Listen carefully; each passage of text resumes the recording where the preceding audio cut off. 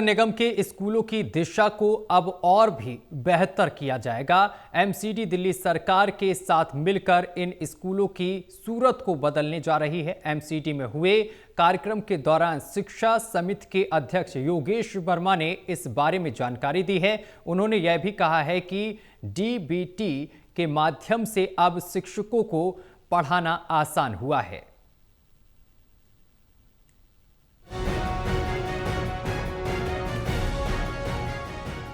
दिल्ली सरकार और एमसीडी मिलकर आने वाले समय में एमसीडी स्कूल को बेहतर बनाने में कई बड़े कदम उठा सकती है।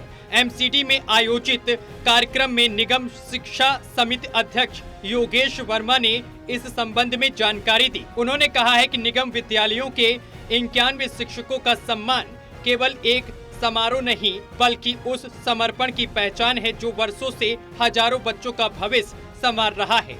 सीमित संसाधनों में भी ये शिक्षक बच्चों का भविष्य बनाने में जुटे हुए हैं।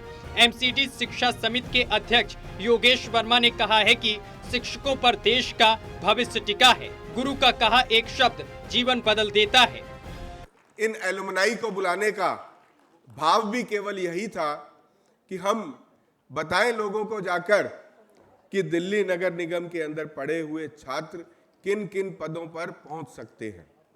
ऐसी लिस्ट केवल ये 20-22 की लिस्ट नहीं है, ये लिस्ट 1100 से ऊपर की लिस्ट है। लेकिन हमारे पास स्थान कम था तो हमने कहा आज हम इस बार इन 22 लोगों को बुलाते हैं तो अगले कार्यक्रम के अंदर अन्य 22 लोगों को इस प्रकार से बुलाएंगे।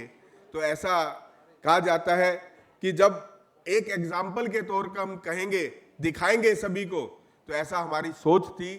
तो मैं आज आप सबको नमन करता हूं, आपका अभिनंदन करता हूं।